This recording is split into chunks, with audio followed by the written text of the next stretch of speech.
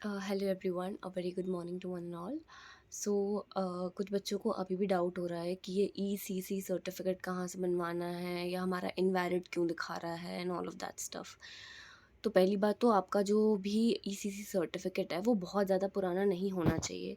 ठीक है, maximum 1 month पुराना चल जाएगा। अगर आपका उससे भी पुराना है तो वो वैलिड नहीं होगा।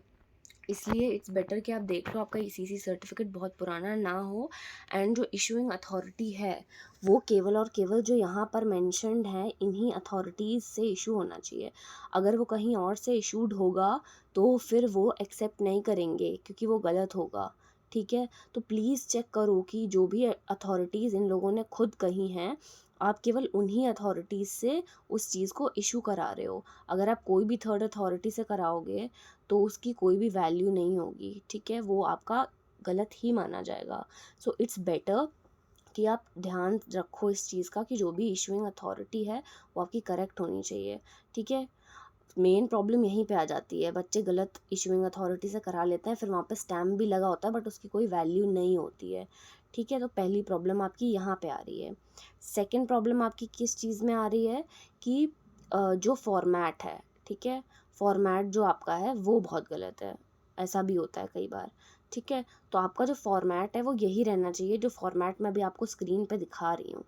ठीक है, ये चीज़ आप प्रिंट करा सकते हो, इसी में चीज़ें फिल करके और स्टैम्प लगवा सकते हो। ठीक है, पहली चीज़ आप ये कर सकते हो। सेकंड, आप इसको पूरा टाइप करवा सकते हो उनके लेटर हेड पे। ठीक है, लेटर हेड मतलब कि मान लीजिए आप किसी डीएम के ऑफिस गए तो उनके पास ऑलरेडी एक पेपर होता है जिस पे लिखा होता है कि वो कहाँ के अधिकारी हैं, क्या हैं वो सब। जैसे जैसे डॉक्टर का एक प्रिस्क्रिप्शन होता है ना, डॉक्टर का एड्रेस वेड्रेस सब लिखा होता है, बस एक ब्लैंक पेपर होता है, फिर वो वहाँ पे लिख देते हैं जो भी चीज़ें उनको प्रिस्क्राइब करनी होती है। वैसे ही एक लेटर हेड होता है जो हर एक अथॉरिटी का अपना अपना होता है। तो वो उस अथॉरिटी पे इसी फॉर्मेट में वो आपका जो वो होगा पेपर होगा, ईसीसी सर्टिफिकेट होगा, वो लगा करके देंगे। ठीक है, बना करके देंगे आपको, फिर वो उसके ऊपर स्टैम्प लगाएंगे एंड उसके बाद आपको दिया जाएगा। तो इस तरीके से होता है। ठीक है, तो अगर आपका मान लो गलत फॉर्मेट में है या आपने गलत प्रायोरिटी क्लेम कर ली है, ठीक है, आपको ये भी पता होना चाहिए कि कौन सी प्रायोरिटी किस चीज़ की है। ठीक है, तो उन्होंने देखो यहाँ पर क्लियरली बताया है कि प्रायोरिटी 1 में कौन से लोग आएंगे। ठीक है, प्रायोरिटी 2 जो है वो उनमें कौन से लोग आएंगे, प्रायोरिटी 3 में कौन से लोग आएंगे, 4 में कौन से लोग आएंगे। ठीक है, उसके बाद में उन्होंने यहाँ पर ये भी बताया हुआ है कि ये देखो सब बताया हुआ है, 6th में एक्स सर्विस मैन आएंगे। ठीक है, फिर वाइफ आएंगी, फिर आएगा कि सर्विंग पर्सनल की जो वाइफ होती हैं, ये सब आता है, वार्ड्स होते हैं, उन सब के ऊपर आता है। तो आपको या तो इसी को आप फिल करो। ठीक है, या तो फिर ऐसा आता है कि यहाँ पे आपको कुछ चीज़ों का ध्यान रखना पड़ेगा कि सबसे पहले तो ये प्रॉपर लेटर हेड पे टाइप्ड होना चाहिए जैसे लिखा हुआ है उनने। ठीक है, फिर आता है कि with complete address, telephone number, email ID, ये सब होना चाहिए, लिखा होना चाहिए कौन से ऑफिस से वो इशूड है। ठीक है, फिर एंड में आपको ये चीज़ का ध्यान रखना है कि यहाँ पर प्रॉपर उनका सिग्नेचर हो, एक रबर सील स्टैम्प या फिर जो भी स्टैम्प होता है इंक वाला, वो स्टैम्प लगा करके आपको साइन करके दें। ठीक है, मैं आपको ट्राई करूँगी कि मैं अपना सर्टिफिकेट दिखा सकूँ। तो इस सब चीज़ों का आपको बहुत ज़्यादा ध्यान रखना है। ठीक है, ये बहुत इंपॉर्टेंट चीज़ें होती हैं। यहाँ पे आपका ज़रा सा भी गलत होगा अगर, तो फिर वो चीज़ नहीं मायने में आएगी। ठीक है, मैंने अपना गलत जगह से बनवा लिया था, उसके बाद में उन्होंने मुझसे बोला कि आपका अगर किसी भी स्टेज पे गलत निकलता है तो आपका तभी के तभी मतलब एडमिशन कैंसिल हो जाएगा। ये मत सोचो कि आपका एक बार अगर उन लोगों ने चेक कर लिया है तो आप फ्री हो गए हैं। ठीक है, वो बार बार वहाँ पे चेकिंग होती है, वो लोग करते रहते हैं चेकिंग। ऐसा नहीं है कि आपकी एक बार अगर चेक हो गया, एक बार वेरीफाई हो गया तो चीज़ें ख़त्म हो गई। आप जब कॉलेज पहुँचोगे ना तो उसके बाद में भी, जब आप कॉलेज पहुँचोगे उसके बाद में भी आपका वेरिफिकेशन चलता रहता है। ठीक है, तो वेरिफिकेशन एक बार हो करके ख़त्म नहीं हो जाता है। और ये वेरिफिकेशन ऐसा भी नहीं है कि बस एक बार हो गया, कॉलेज में करा लिया, एक बार उनने कर लिया तो आपका वेरीफाई हो गया।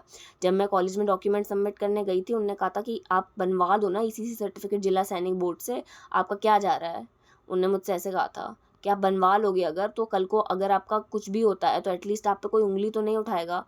तो इसलिए फिर मैंने स्पेशली, फिर मेरे फादर पास में ही थे, तो मैंने उनको कॉल किया, मैंने उनसे कहा कि मतलब पापा मेरा आप बनवाओ, तो फिर उन्होंने मेरा जिला सैनिक बोर्ड से फिर बनवाया था। तो इसलिए मैं कहूँगी कि आप भी जिला सैनिक बोर्ड से अगर बनवा सकते हो तो आप वहाँ से बनवा लो, तो आपके लिए वो बेटर होगा। नहीं तो बाद में कभी कभी दिक्कत होती है इस चीज़ को लेकर के, और मैंने फेस करी है, मैं इसलिए आपको गाइड कर रही हूँ। मेरे तो चलो पापा पास में थे दिल्ली के, तो फिर वो आ गए, मुझे दे दिया उनने, है ना। हो सकता है कि आप लोग काफ़ी दूर से आ रहे हो दिल्ली से, हर कोई बच्चा दिल्ली के बहुत पास नहीं रहता है, तो आपको फिर ये प्रॉब्लम होगी। ठीक है, तो इसलिए इट्स बेटर कि आप अपना जो भी आपका वो है वो आप एकदम सही से बनवा लीजिए, ताकि आपको बाद में प्रॉब्लम ना हो। ठीक है, तो आपको 2 चीज़ों का ख़ास ध्यान रखना है। पहला, आपका फॉर्मेट सही होना चाहिए, और सेकंड, आपका इशूइंग अथॉरिटी जो है वो सही होनी चाहिए। ठीक है, अगर इशूइंग अथॉरिटी गड़बड़ होगी तो हर चीज़ गड़बड़ हो जाएगी। ठीक है, फिर आप कितना भी सही बनवा लो, कितना भी कुछ भी कर लो, वो बात वही रह जाएगी। एट द एंड आपको दोबारा बनवाना पड़ेगा।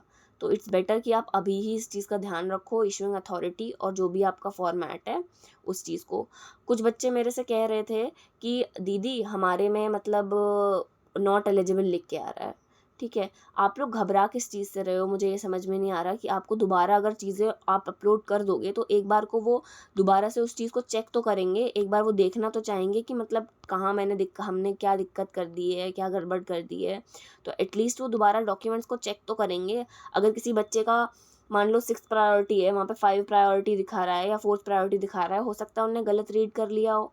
आप लोग अगर एक बार और ईसीसी सर्टिफिकेट अपना सबमिट कर दोगे या अपने सपोर्टिंग डॉक्यूमेंट सबमिट कर दोगे, अगर आपसे मांगा जा रहा है, अगर वहाँ पे लिखा हुआ है येस, और कोई भी डॉक्यूमेंट आपसे नहीं मांग रहा है, तो आप क्यों सबमिट करोगे। अगर येस लिख के आ रहा है, स्टिल कोई डॉक्यूमेंट मांग रहा है, येस का मतलब ये है कि आपका ठीक है, आपका सब डॉक्यूमेंट जो आपने अपलोड किया है वो सही है। उसके अलावा उन्हें कोई डॉक्यूमेंट चाहिए होगा तो फिर वो लिख के आपको भेजेंगे कि आप ये डॉक्यूमेंट सबमिट करो। येस होने के बावजूद भी अगर उनका मन करेगा तो वो मांगेंगे आपसे, तब आप दोगे। बट अगर आपका गड़बड़ हो रहा है, पता चला आप प्रायोरिटी 4 के हो, वहाँ लिख के आ रहा है 6 प्रायोरिटी, तो आप बदलो इस चीज़ को, आपको नुकसान फेस करना पड़ेगा। आप अपलोड करो दोबारा से अपने डॉक्यूमेंट्स को। ठीक है, और अगर मान लो किसी बच्चे का डॉक्यूमेंट अपलोड नहीं हो रहा है या उसको कोई भी दिक्कत आ रही है, तो आप कंप्लेन करो जाके। ठीक है, कंप्लेन करो। ठीक है, बैठो मत, बाद में रोओगे। ये सब चीज़ें बहुत बाद में दिक्कत देती है। अभी आपके हाथ में टाइम है, सब कुछ है, तो आप इस चीज़ को करो। ठीक है, टाइम मत वेस्ट करो। ये अभी थोड़ा सा तुमको हेक्टिक लगेगा, ये सब चीज़ें तुम अभी कर लोगे तो वेल एंड गुड हो जाएगा, नहीं तो फिर बाद में बहुत ज़्यादा हेक्टिक हो जाता है। जब आपका सिलेक्शन अभी हो जाएगा ना, फिर आपको तुरंत भागना पड़ेगा, क्लासेस ऑलरेडी स्टार्ट हो चुकी होती हैं, आकर के आपको सिलेबस से कोप अप करना पड़ता है, आपके पास ये सब चीज़ों के लिए टाइम नहीं होता है। डॉक्यूमेंट्स वगैरह अभी ही बनाओ, सब कुछ रेडी रखो। ठीक है, तो मैंने आपको बता दिया, पहला फॉर्मेट आप अपना ध्यान रखो कि सही हो। सेकंड, आपका इशूइंग अथॉरिटी जो है वो सही होनी चाहिए।